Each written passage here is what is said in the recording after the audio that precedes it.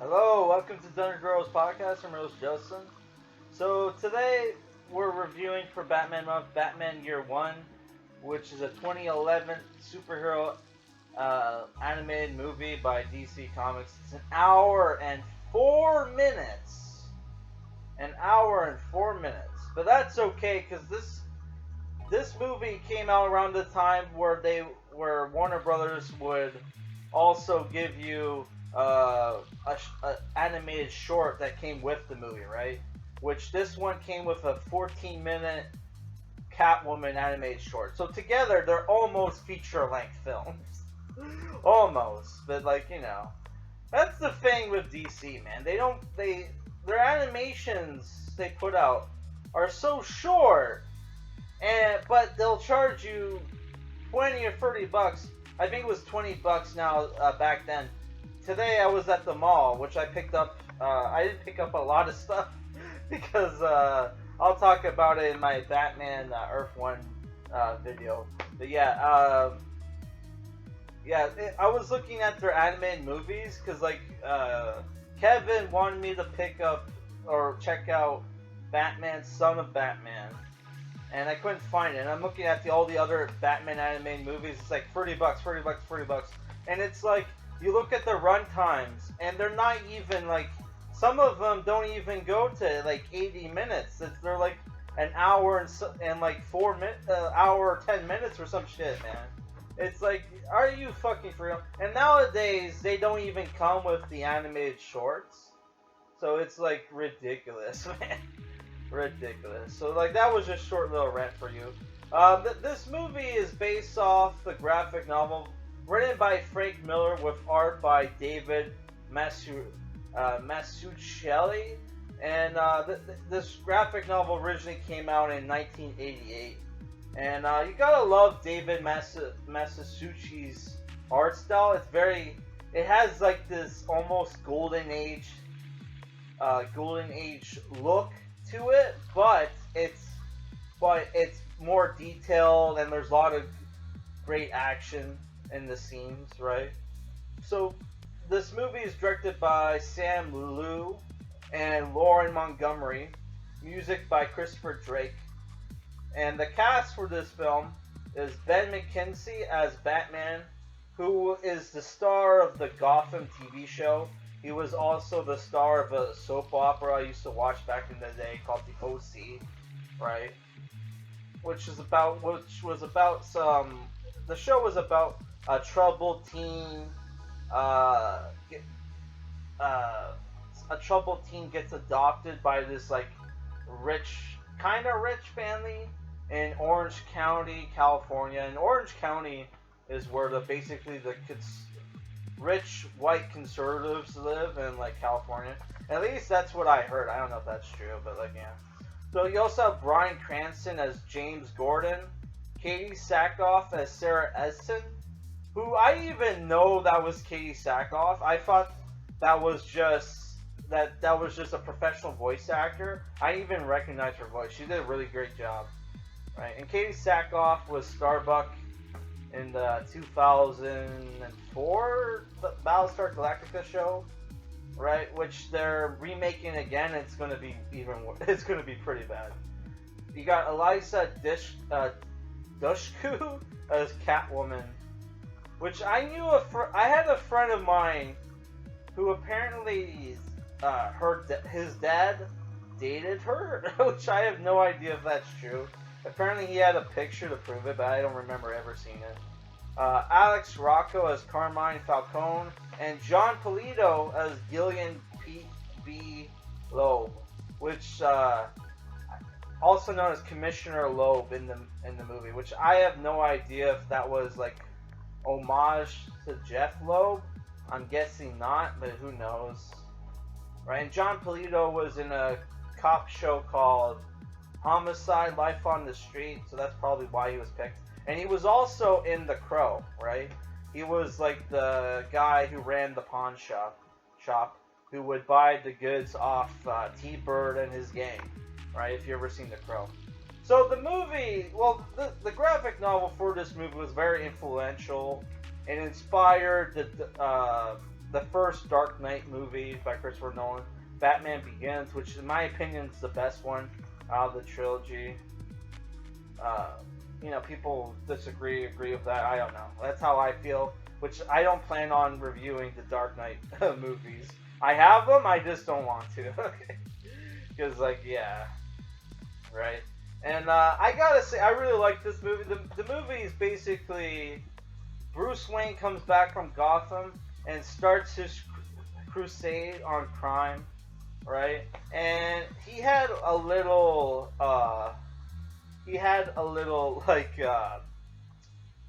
so he had some basically what's the fucking word? Let's say missteps, where he makes a couple mistakes in the beginning of his career, right?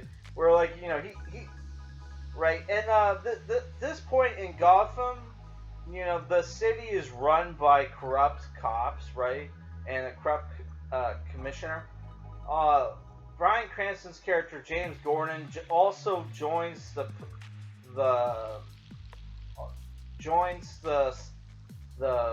Gotham PD at the same time, right? And he's married, has a wife, has a baby on the way, and he's partnered up with this cop named Flass, who's also a corrupt cop, right? And this movie's pretty great because you get to see a young James Gordon kick ass in this movie, right? And whenever you hear James Gordon's on the screen, it you have a lot of inner monologue and stuff, and it totally reminded me of Sin City, and to the point where even James Gordon's character is very much comes off like a character from Sin City, where he is a straight cop in the way that he's not corrupt, but he doesn't mind bending the rules a bit. And despite the fact that he's supposed to be this hero cop, he does make mistakes. He starts having an affair with this female cop named Sarah Ellison, played by Katee Sackhoff. And immediately when he plans to go after the corrupt cops in the movie, he immediately gets blackmailed, right? Which doesn't work, and they kidnap his son, and Batman, who was hunted by the cops at that point, they join forces, and saves they save Gordon's kid, who is a boy, not a girl, right? Barbara is just his wife. There is no Barbara Gordon, Batgirl, in the movie, right? And the movie ends with setting up Batman Year 2, which I think they introduce Robin in that graphic novel. The movie also has this weird take on Selina Kyle, where she's a hooker, right, and has this young girl with her who's also a hooker. Batman goes undercover in the seedy parts of towns, gets approached by this young girl, and it's something out of Taxi Driver, right? And he's how old are you? She's as young as she wants. Immediately gets beat up by her pimp, voiced by Stephen Blum. Yes, that's Steve Blum, the voice actor, right? The guy who played Spike Spiegel in Cowboy Bebop, right? He starts beating on her because she fucked up her approach or whatever, and Bruce Wayne beats the shit out of him, gets stabbed by the little girl, right? So he disarms her and throws her, and accidentally she skins her knee, and then Selina Kyle sees this and goes down to have a fist fight with Batman. It was a pretty cool fight.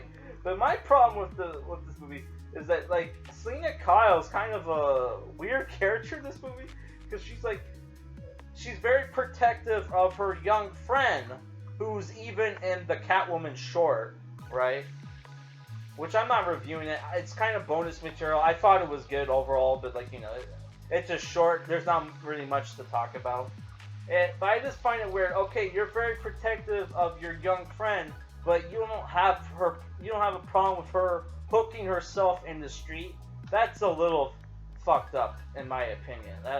That's a little bit weird. But overall, I thought this was a good, well-written, well-animated movie, and they go back to the golden rule of Batman, where Batman only works if people think Batman is a supernatural creature, right? And they play up the fake supernatural scenes that Batman pulls off in the movie very well. Like, there's a great scene where he confronts the corrupt, like, politicians and mobsters that are conveniently all having dinner, and he shows up.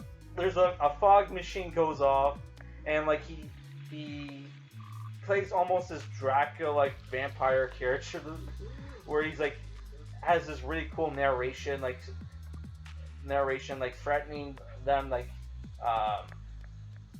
threatening them, and like they straight up stole that dialogue, that narration scene, that dialogue that he had in that scene in Batman Year One, and they used it in Batman Earth One, the graphic novel by Jeff Johns and Gary Frank, right? Where in that book, Batman says that to Penguin, who I'm not going to spoil it yet, because that's my next review. I already finished reading it, but man, it was fucking great. They straight up stole it, man. Yeah. So my problem with the movie, other than it's super short, could have used some padding, right? Is that people might find this boring, this book kind of boring, because the best climax in the film is basically Batman fighting a SWAT team, and then there's the chase at the end. There's no like scenes where Batman fights super villains in the movie, right? There's no super villains. It's just Batman and his first year as a crime fighter, fighting like, you know, drug dealers and like the corrupt cops and stuff, right? And the mobsters. There's no there is a scene where Batman fights Catwoman, right? But aside from that, there's no supervillains in the movie. So overall, I'm giving this film like a 7.5 out of 10, and I think it's worth. If you're more of a fan of the more realistic portrayals of Batman, you'll probably like this. Though there are scenes where like Batman can literally like karate kick like a support beam in half, which is like, what? That's like fucking bullshit. Yeah, like he can, like he literally takes down like a fucking tree in the beginning of the film with a karate kick, and he does it again in the SWAT scene, which is totally no way you could do that in real life, but whatever. It was fucking cool, man, right? And he also had like his other leg was like was shot, so it's like there's no way he could have done that. It's like whatever, dude. It was a very cool scene, right? So so it's a 7.5. I really enjoyed it. So my next review is going to be Batman Earth One, written by Jeff Johns and art by Gary Frank, and I'll also show off in that review stuff that I picked up at the mall, right? All right, guys. Peace.